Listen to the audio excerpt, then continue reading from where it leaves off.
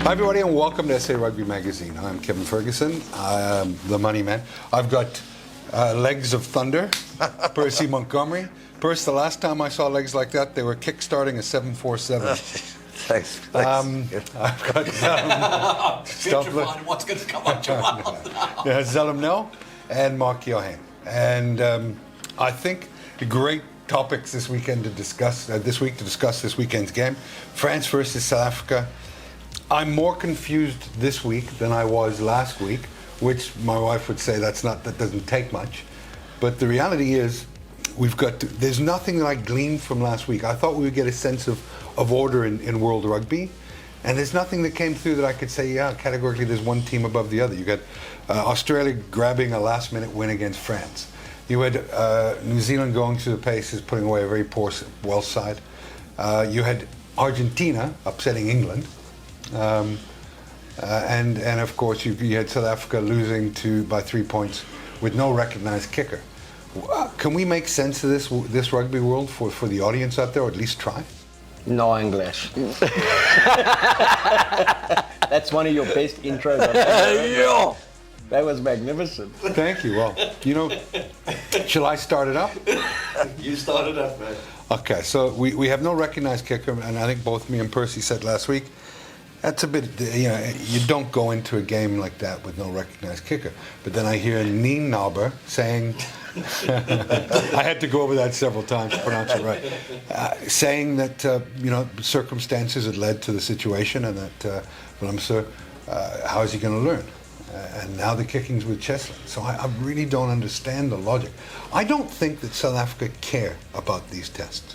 Well, I had a chat to Monty just before we came in, and he was like, this is experimentation, and I get the sense. You agree with me? And I get the sense. I'd like him to say on record what you said to me. They don't care whether they win or lose. Yeah, I think it's like you said, it's an experimental tour. Yeah. And I don't think Jacques or Rassie, they're just trying to work on combinations. And I don't see they've given the fly off the responsibility. They just said, go out there and just play. And they're just trying to work on combinations and getting stuff ready for next year. But there's some contradictions in the comments, person, and I think we chatted during the week, and you were saying to me that your experience as well is that you don't tell someone they're the kicker and then have three guys practice kicking alongside him all week. That does nothing for his confidence. I agree with you. So he goes into a game. I don't. Do you know, Mark? Can you give us any insight as to why Cheslin took over in a kick right in front of the posts? It's again, it happened to Monty 1997. Made the Boks team because he was considered the best 13 in the country. Henry Honeyball was there, Andre Joubert was there. They gave him the kicking responsibilities because the other two missed a couple of kicks. We lost 18-15, Jenkins 5 penalties, Gus got 1, we outscored them 3 tries to 0. People said you can't have Montgomery as a kicker. So he kind of went through the first part of his career. I think I was one of them. He went through the first part of his career like basically as a backup kicker. When we need you to kick, you kick. Yeah. Then when Harry came in, I trust Monty initially, okay? Then it was, do we play Louis Kuhn, who's always been recognized as a very good kicker, so Monty, you play, but Louis Kuhn will kick. Then when Jake bought, so Monty's a very interesting stat. 17 out of his first 50 tests, he actually went in as the kicker. Mallet also used him as a kicker if Honeyball wasn't playing, that kind of thing. Or Yanni de Beer started playing, then Monty went back to just being the fullback. Then Jake came in and said, come back to South Africa, I want you to be my first choice 15, but you're also my kicker, and you have to kick at 75%. The record shows 82% 2007 World Cup final. Johnny Wilkinson, I've been in the tournament, 100% in the final. Johnny Wilkinson in that tournament, 60%, highest point scorer in the history of Springbok rugby. He was entrusted with it. Now, if you listen to Nina Abe, he says Damian Willems is the greatest attacking fly-off we got. Great on defense. 20 in his early 20s. He goes through everything. But if we're going to play him at 10, he's got to kick at 75%. Otherwise, Pollock comes back and he goes to fullback or he goes onto the bench. Then you've got to say to him in a game of experimentation, you go out in front of 60,000 in Marseille. If you kick 3 out of 7, we don't care. It's the only way you're going to learn because you're going to play. His response was, Damien's not used to kicking in matches. So I had to go and do some stat research, and Damian Willems in 100 matches less first-class matches. Did you catch Nienbauer, whatever his name is, Nienbauer out on a porky pie? A big porky pie, because Willemse off the tee has kicked 99 successful kicks, 60 conversions, 39 penalties. Chesn's played 217 first-class games. Yeah. He said we were very impressed with his goal kicking for Toulouse and Toulon. He's never kicked a goal for Toulon. In 82 matches for Toulouse, he's kicked 2 penalties and 4 conversions. And in his career, 270 matches, he's kicked 1 drop goal, he's kicked 11 conversions, and 7 of them were in 2017 for the Stormers. Outside of that, he never kicked for the Stormers, and in 46 games for Province, he never kicked. But why say this, Mark? I mean, do they think, are they that arrogant that they just can say whatever they want? Or do they think that the South African public in general is just that stupid?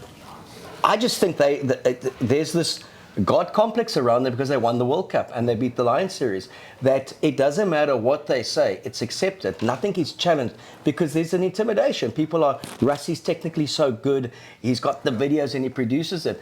But for every game they're winning, they're losing one. Yeah. So if you go in the context of previous Springbok coaches, these guys have been given an incredibly free ride. Yeah.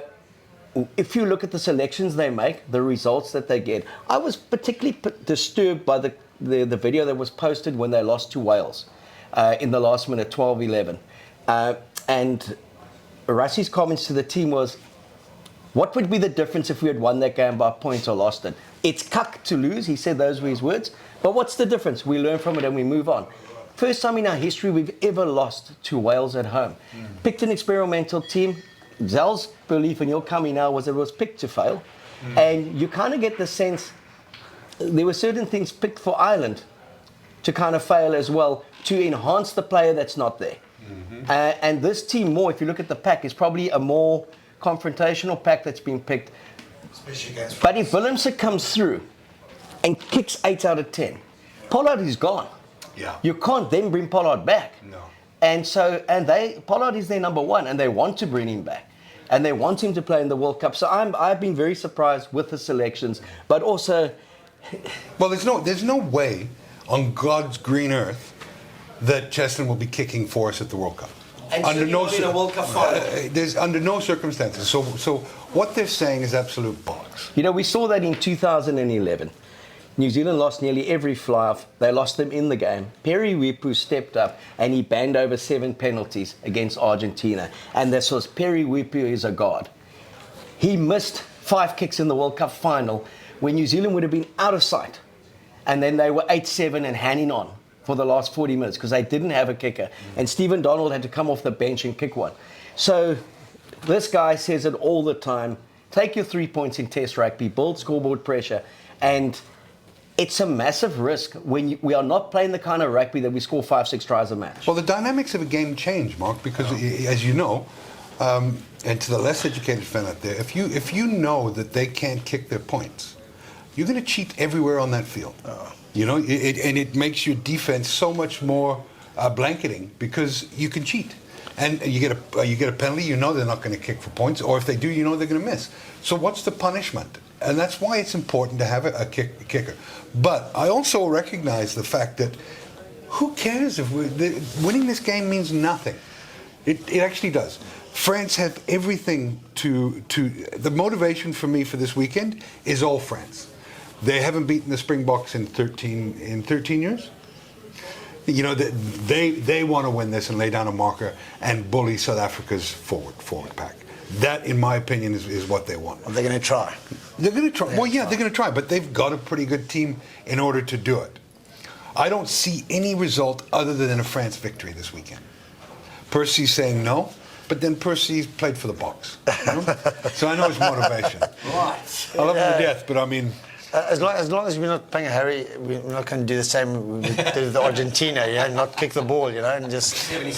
yeah, but I think, to be honest, I think the Springboks are going to, and Rassie and Jacques are playing this it's going to be a high-scoring game, I think, and we're going to try and... Why do you think that, bud?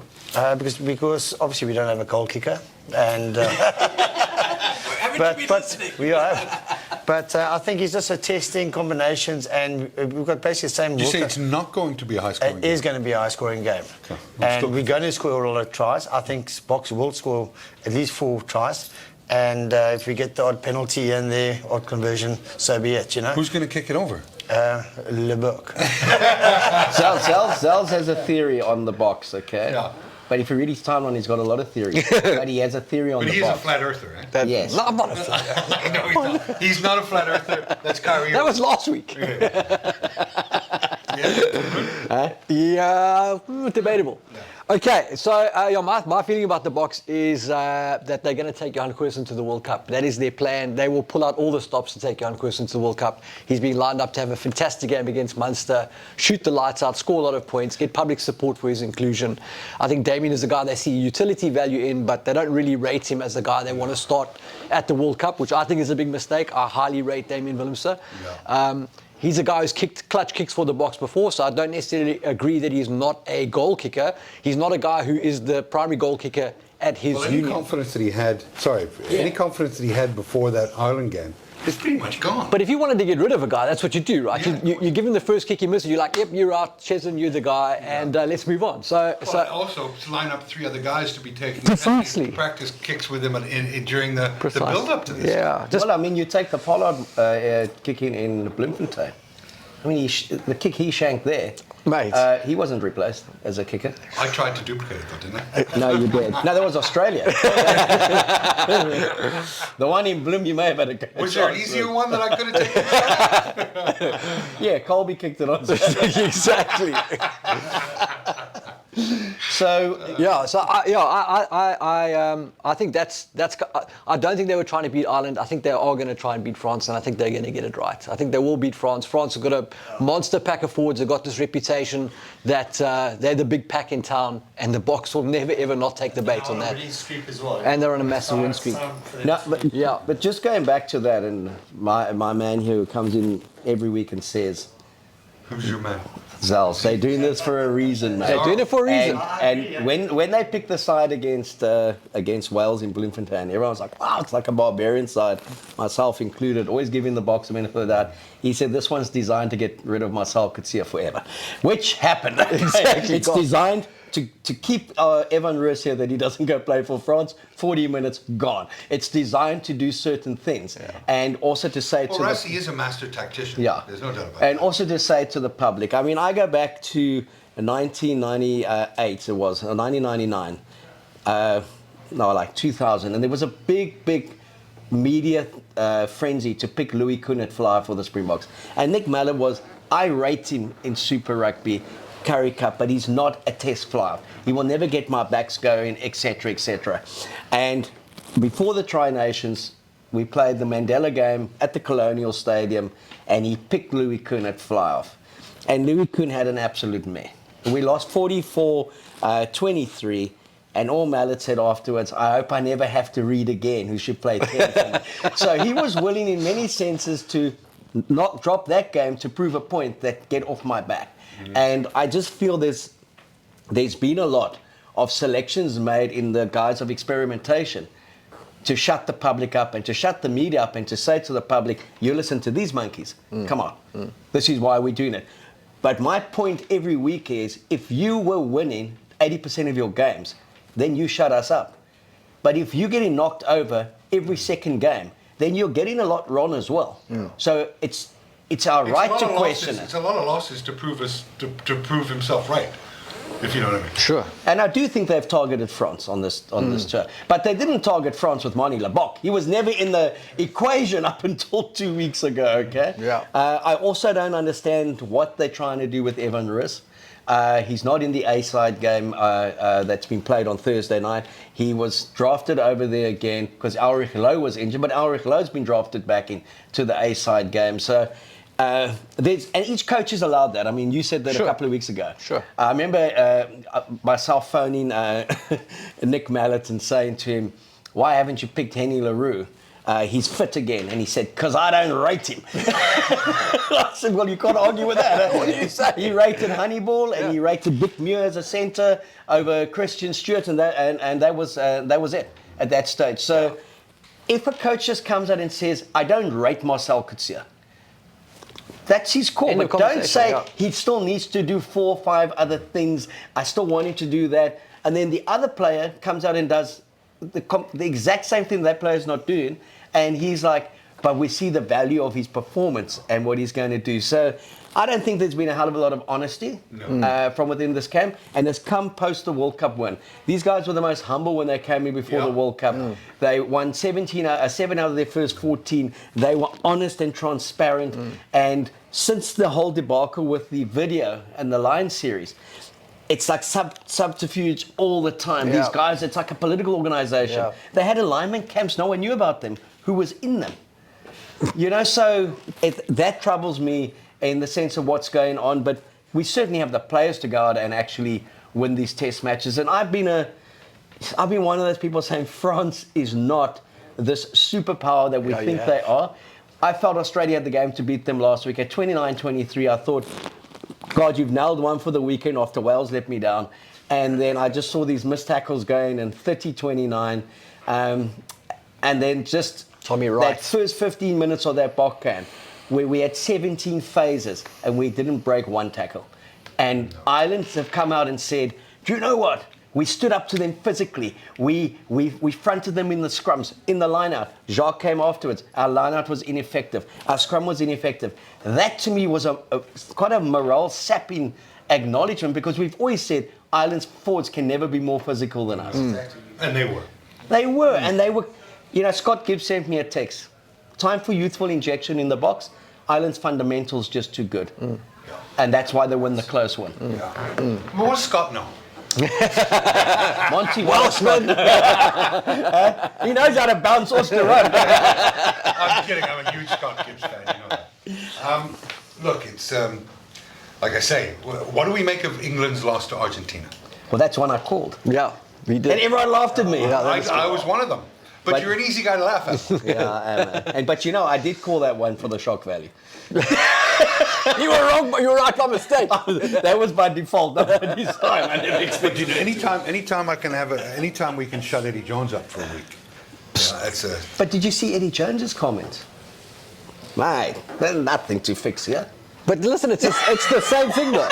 It's the same thing though, first, because the Boks are going to play Ireland in the pool stages at the World Cup. England are going to play Argentina in the pool stage at the World Cup. What better ammo to go into that match as, oh, well, the last time you played these guys, you lost.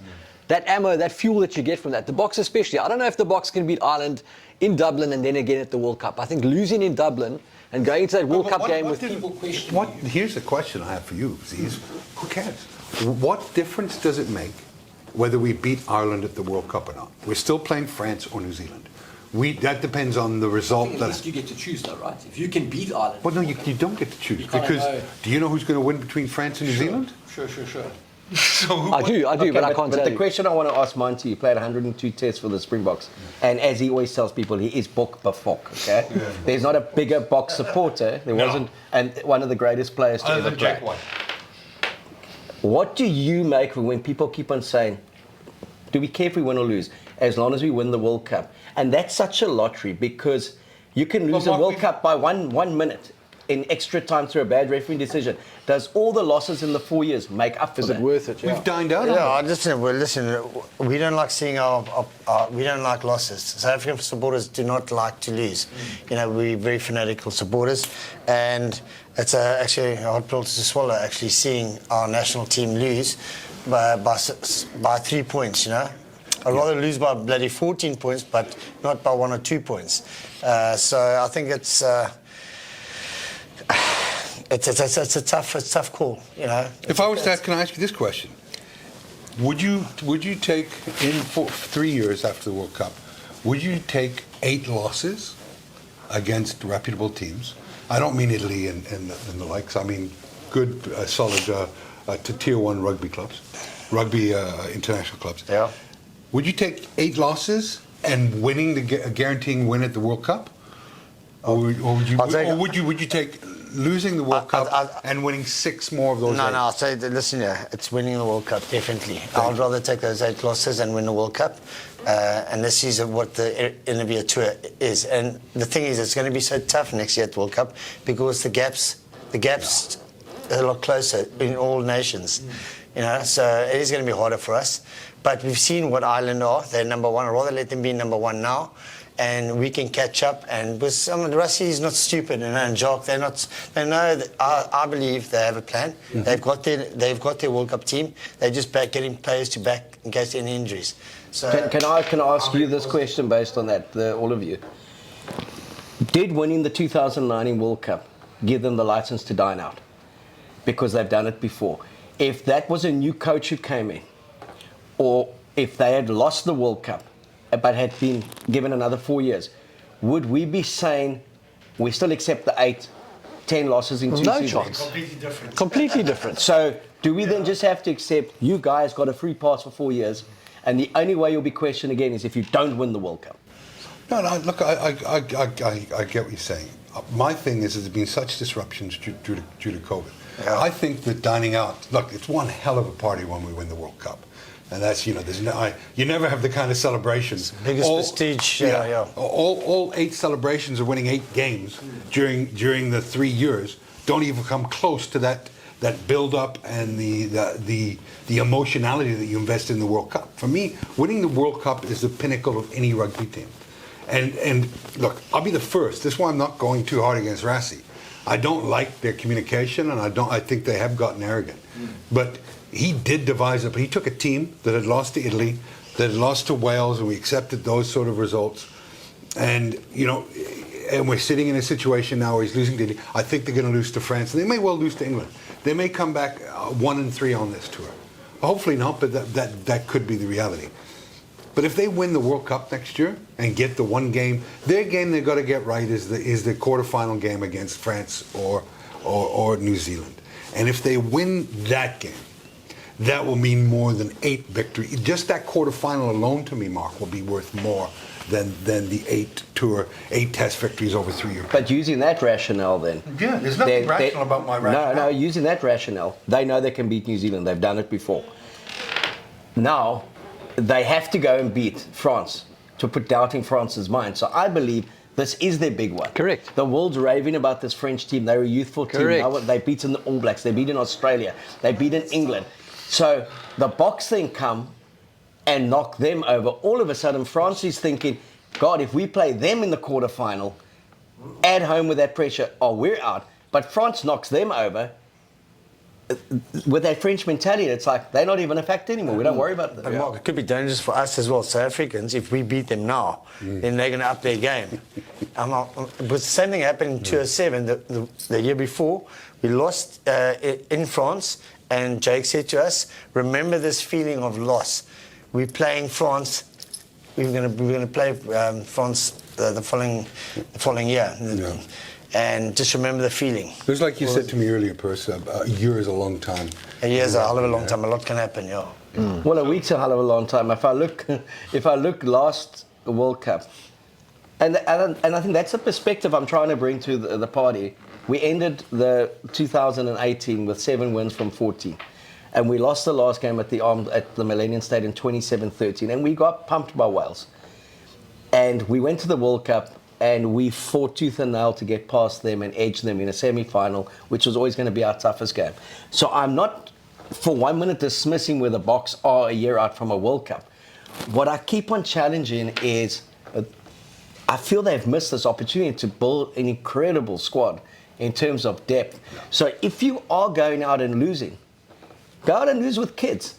Don't go out and lose with a World Cup winning team from 2019, because that can only dent the aura a little bit. And I think, Mark, that's why they have targeted the France game and why they will give it 100% this week and try and win this one, is because to toe the line of the strategy that we think they have to back up disappointing losses with impressive wins. Because you start packing losses together, and I think the dynamite I think they did try and win in Ireland. You know, I'm not saying they didn't try and win. I just don't think they gave it their all. You kind of They did. definitely We had our options. We could have. We had a lot of opportunities to win. Okay, so let's look. We've talked a lot. Let's get to predictions.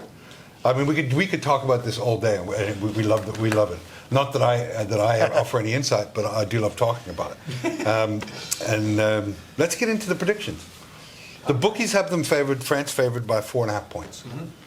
you can get 190 rand back plus your 100, so 290 back for putting 100 rand bet down on the box to win outright. And you quickly. carry the 1 divided by the 2, and you can get you have to bet 100 to win 50 or 150 on France. I'm never taking that bet because the gap between the teams isn't that big, but. I mean, I think the Boks are going to win, and so I would definitely take the Boks on the spread there. I think they're playing at 10 o'clock at night as well. So Yeah. Well, I don't know what the weather is, but I think I'm going 28-22 Boks. That's a great call. Try us all the way. That's a great call. well, in that you're 20 years, so it's 4 converted tries. Penalties. Okay, Z. Yeah, I'm going to go the Boks to win this thing by 5 points, and I'm going to say it's in the same sort of region, 28-23, 30-25. Be the same. Pick your own score. Okay, 30-25, let's go, Boks. Yeah, there's one thing that's going to define a Bok win, and it's going to be the maul, because we've been so ineffective, and that was one of our strengths, and we were ineffective against Ireland. So we were kicking for the corner, getting turned over, and then we weren't kicking for poles. But I think the maul will function. We've been holding something back. 29-26, a repeat of the last performance when we won near the end, but we will score a few more tries. And Colby will nail one. Colby's going to have a cracker. Great try. And all will be forgiven. There's no way the Boks win this game. No way. Famous last words. I just don't see it. You know, I look at a team like France when they fell behind against Australia. France always knew they had something. They just had something back in the tank, and they dominated for parts of that game. I think that the Boks are in for a torrid time this weekend, especially up front, especially with the forwards, and I just see France winning this by 10 plus points. What? Oh, jeez, nice. Sorry. I'm sorry, Kev. I don't want it to happen. Look, I've got a Springbok on my left hip. I don't want it to. I don't want France to win. Sure. In fact, I don't want France to be successful in anything. And you got a big frog on your back now. I have to call it like I see it, you know. But I couldn't pick my nose last week, so a lot of South Africans will hope that continues. But I don't see it, Mark. What's the scoreline there? I see. 50-40. No, I see a 28-18 sort of game. Okay. And if it goes plus, what do you see then? If it goes plus one, You said 10 plus, so for that it's a plus. I How bad could could see it it get? get. I could just see it get ugly. You know, it's. I think this is the game they target. I think they target all the games. They want to win all the games, but beating France is about as meaningless, as fruitful as beating Ireland. It doesn't matter. South Africa's going to have to play. South Africa's going to have to play. They don't have to beat them now. And France has won 11 in a row. They've raised their level every time they've played for 11 games. They're playing at home. You've got to. I just see this one way. France. Kobus Reinach turnover try. Cheslin's going to have a cracker on the counter. Well, I think you got Faf there and Kobus, good scrum offs. They're going to see a bit of a kicking game. Yeah. Look, it's going to be Big it'll defence, be big fun. hits. I like it. 26 or Money Lebok to come on and kick it. Because he's a kicker. Who's the referee, guys? Wayne Barnes. Oh, Barnesy! I think that's a good call. He won't favour a team. He will favour the game of rugby. Right. What a load of balls. And the other games? Wales play Argentina. Last time Wales played Argentina at the Millennium Stadium, I think it was 33-11 for Argentina. So I see Argentina winning that one as well. My only problem with Argentina is when you have that upset and that emotional win. Yeah, Pick it up again. can you pick it up 2 weeks in a row? That's my only concern with that. But I still think they'll have enough to beat a Wales side that I thought were pretty poor, very poor against New Zealand. Jeez, I was shocked with that performance. I really thought this was the year. This was it. Eh? Nobody puts baby in the corner for 33. You were 32. Apparently they do it for 33, yeah? But I've got Wales to come back and beat Argentina. Woo! Okay. Ireland play Italy, I think. Do they? No, Ireland play Fiji. No, they play. Australia play Italy. Australia play Italy. Yeah, Ireland play Fiji. Yeah. I'm going to be. I'm smelling a close game with Australia and Italy. Yeah. In Florence. Sì, prego. Okay. And New Zealand, Scotland. yeah, run away. I also think so. New Zealand. Yeah. Yeah, I think New Zealand, Scotland's going to be tighter than people think, but I think Australia will comfortably win in Florence. Agreed. Respectfully agree to disagree. Yeah. But New Zealand who by actually 14. cares? Because Yeah. it's not We've spoken about them. So you have the Boks by. I got the box by 3, You got the Boks by. 5, I think. You got the Boks by. 28, 22, yeah. 6. 6, yeah. Thanks. And I got the Boks by. Okay. I got the Boks by 10. No, I got France by 10. Already, eh? Yeah, yeah. Ready? I Second changed it. guess yourself, Kev. No, look. Back your call. Back your call. I'll give you a fresh one. Anyway, thanks So for for a joining. Bok, just for people out there, for a Bok win, what do I have to put on and what do I get back? You don't have to put anything on. That's the thing about betting.